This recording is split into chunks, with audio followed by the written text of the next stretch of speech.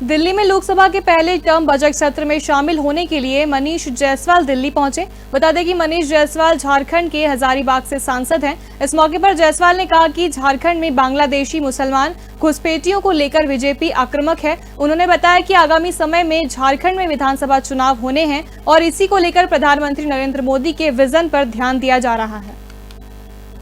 नमस्कार, आप देख रहे हैं साधना न्यूज और मैं हूं आपके साथ पूजा जोशी। इस वक्त हम दिल्ली में मौजूद हैं और हमारे साथ साधना न्यूज में आज झारखंड के भारतीय जनता पार्टी से सांसद मनीष जायसवाल जी मौजूद हैं। स्वागत है सर आपका साधना न्यूज में। बहुत बहुत धन्यवाद मैम। सर, आप हजारीबाग लोकसभा सीट से पहली बार जो है चुनाव जीत कर आए हैं और पहली बार आपने टिकट लिया भारतीय जनता पार्टी से और पहली बार में ही आपने जीत दर्ज की, तो क्या कहेंगे इस पर आप? देखिए, इसका सारा श्रेय एक तो हमारी पार्टी को जाता है जिन्होंने मुझे अपना यहाँ पे कैंडिडेट बनाया, और दूसरा हजारीबाग के देवतुल्य जनता को जाता है और वहाँ के कार्यकर्ताओं को जाता है। आप अगर देखिएगा तो पिछले बहुत सालों से ये ट्रेडिशनली भारतीय जनता पार्टी का सीट रहा है और इस बार भी लोगों ने भारतीय जनता पार्टी के कैंडिडेट का मान बढ़ाया, पार्टी का मान बढ़ाया है। बिल्कुल, देखिए सर, लोकसभा में आप मौजूद हैं, लोकसभा आए हैं और आप देख सकते हैं बजट सत्र जो है वो भी चल रहा है। झारखंड के ऐसे कौन से मुद्दे हैं जो आप सदन में उठाएंगे? देखिए, हम लोगों ने जो नियम के अनुसार जितने भी जो क्वेश्चंस हैं वो हम लोगों ने डाला है, ये वैलिड है करीब करीब सभी विषय पर, जितने भारत सरकार से संबंधित जितने भी विषय हैं उन सभी पर हम लोगों ने क्वेश्चन डाला है। लेकिन हमारा बेसिक फोकस अपने विधानसभा क्षेत्र को प्रमोट करने का होता है। तो अगर आप हजारीबाग लोकसभा क्षेत्र का अगर आप देखिएगा तो उसमें दो तीन चीज़ें हैं जो कि प्रमुखता से अभी सामने आई हैं। पहला, विस्थापन का विषय, जो डैम्स बने हैं, जो कोलियरीज आई हैं, इन सब का जो विस्थापित है ये आज तक सेटल्ड नहीं है। तो एक तो इनको बंदोबस्त करने की ज़रूरत है, इनके सेटलमेंट के बारे में चिंता करने की ज़रूरत है, पहला। दूसरा, जो पैसेंजर ट्रेन है अभी भी इस लोकसभा क्षेत्र से पूरी तरह से संचालित नहीं होता। यहाँ लगभग 30 लाख लोगों की आबादी है इस लोकसभा में, लेकिन पैसेंजर ट्रेनों का जो खुलना है या तो कोडरमा से है या फिर रांची से है। यहाँ से होके गुजरने वाली भी ट्रेनें भी बहुत कम हैं, तो एक इन पे फोकस करने की ज़रूरत रहेगी। तीसरा, जो प्रधानमंत्री ग्रामीण सड़क योजना का जो नेटवर्क है इस पे काम करने का ज़रूरत है। चौथा, पेयजल, चूँकि हमारा जो है ये कोलेरी क्षेत्र है, तो कोलेरी होने की वजह से जो ग्राउंड वाटर का लेवल है ये नीचे चला जाता है, तो इसमें जो है ड्रिंकिंग वाटर की समस्या इन सब क्षेत्रों में ज़्यादा रहती है। तो इन सब क्षेत्रों पे ये जो 4 विषय हैं इन पे काम करने की ज़्यादा ज़रूरत है। झारखंड में विधानसभा चुनाव भी है और ऐसे में आप इन चुनावों में अपनी पार्टी को कहाँ देखते हैं? देखिए, अगर आप पूरी तरह से इसका विवेचना करिएगा तो 2019 में ये जो जेएमएम कांग्रेस की जो सरकार है ये झूठ बोल करके आई थी।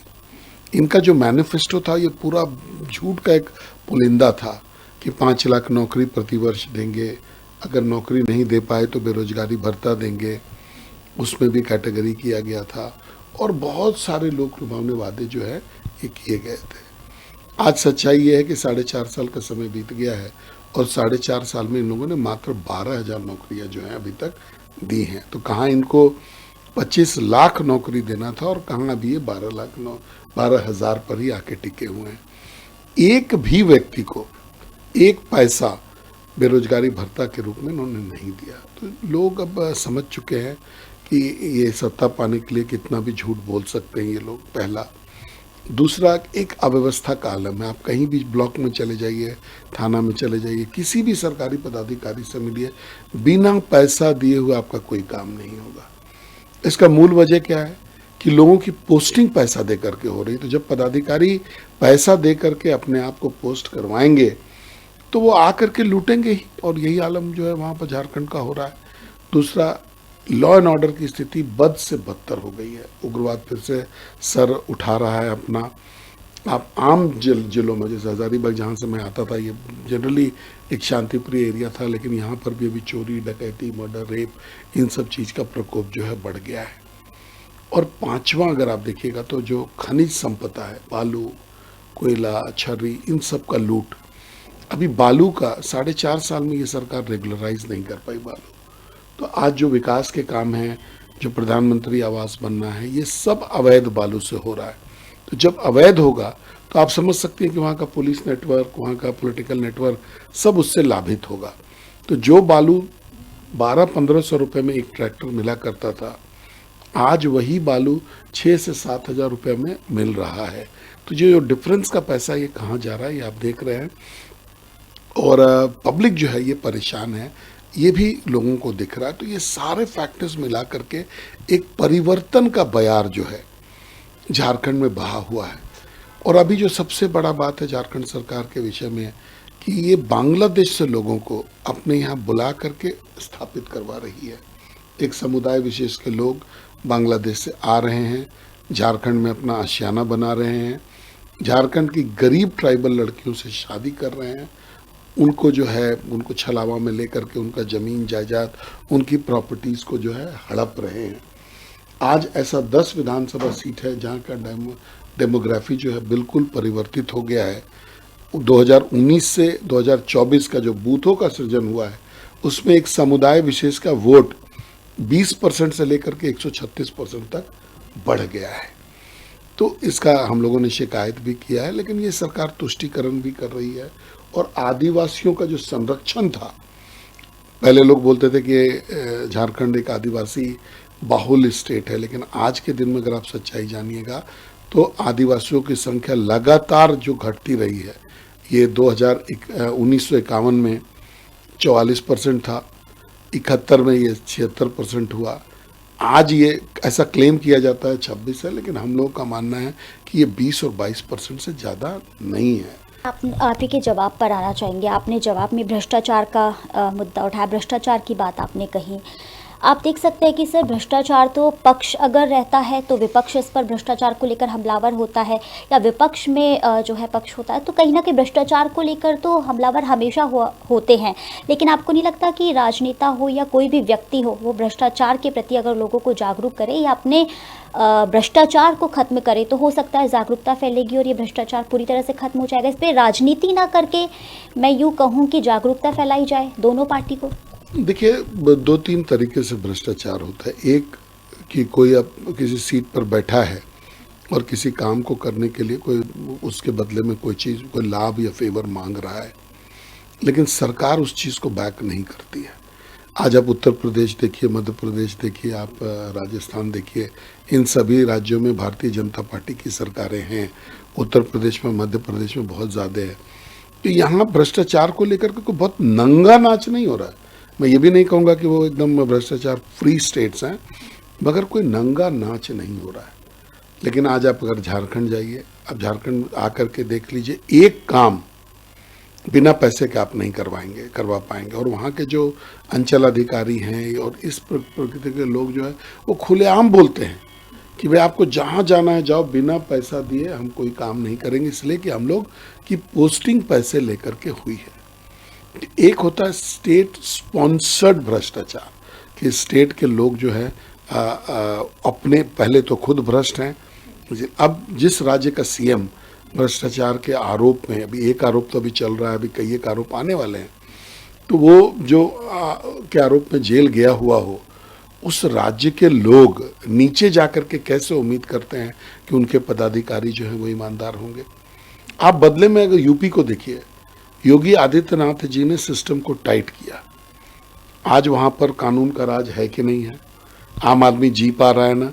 गुंडागर्दी कम है, भ्रष्टाचार भी गवर्नमेंट स्पॉन्सर्ड नहीं है। कोई आप आरोप नहीं लगा सकते कि योगी जी या उनके सरकार में बैठे लोगों ने कोई भ्रष्टाचार किया हो या उसको बढ़ावा दिया हो।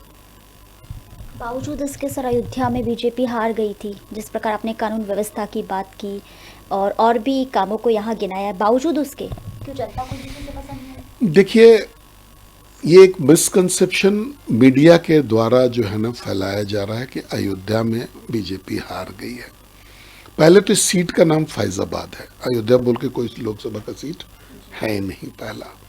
दूसरा, जो अयोध्या विधानसभा है उसमें बीजेपी 4,500 वोटों से आगे रही है। तो जो अभी मान लीजिए हम लोग वेस्टर्न को यहाँ बैठे हैं दिल्ली में, जिस इलाके में, यहाँ की बात करें तो यहाँ से हम जीते हैं, ना कि पूरे दिल्ली की हम लोग बात करेंगे। इसके अलावा कई एक फैक्टर्स हैं जो एक इलेक्शन को गवर्न करता है। कई एक फैक्टर्स हैं, बहुत सारे फैक्टर्स हैं। और राजनीति में हम कई एक सीट को जीतते हैं, कई एक सीट को हार जाते हैं। प्रत्याशी एक विषय होता है, लोकल इश्यूज एक विषय होते हैं, उस समय का वर्तमान जो परिवेश है वो एक इशू होता है। तो ये सब सीटों को हम लोग कई एक बार से जीत रहे थे, इस बार हम हारे हैं, आगे फिर जीतेंगे। झारखंड में आपकी पार्टी बांग्लादेशी मुसलमान घुसपैठियों को लेकर काफ़ी आक्रामक है और आज विधानसभा के पटल पर भी बीजेपी ने इसको लेकर सवाल खड़े किए हैं। आप क्या कहेंगे इस मुद्दे पर? देखिए, ये चिंता का विषय है संपूर्ण जो एक समुदाय है उसके लिए। पहले एक समय में यहाँ के लोग, भारतवर्ष के लोग जो है जनसंख्या नियंत्रण कानून की बात करते थे कि ये जनसंख्या नियंत्रण कानून आना चाहिए। तो अगर ये कानून आता है तो क्या होगा कि लोग, एक जो समुदाय है इसका जो जनसंख्या का विस्फोट हो रहा है कि आज़ादी के समय में जो 5% जो समुदाय था, आज आज़ादी के 75 सालों के बाद लगभग जो है इसकी संख्या लगभग 20% हो गई है। तो ये 4 गुना बढ़ गए हैं पिछले 75 सालों में। तो ये चिंता का विषय है। लेकिन वर्तमान समय में क्या हो रहा है कि अब पैदा करना तो छोड़ दीजिए, अब इंपोर्ट करके लोगों को बांग्लादेश के रास्ते से यहाँ ला करके, यहाँ बसा करके, और जो है एक समीकरण डेमोग्राफी को बदलने का प्रयास किया जा रहा है। ये पूरे भारतवर्ष के लिए चैलेंजिंग है और विशेष करके जो बहुसंख्यक समाज है उसके लिए ये बहुत बड़ा चैलेंज है। और अगर इसकी गति को अगर आप देखिएगा तो प्रमुखता मिला है 19 से। अब देखिए हो क्या कह रहा है कि संथाल परगना के माध्यम से ये लोग आते हैं। संथाल परगना एक ट्राइबल बहुल क्षेत्र है और ट्राइबल, हमारे यहाँ के झारखंड के जो ट्राइबल्स हैं ये बहुत भोले भाले, बहुत इनोसेंट है।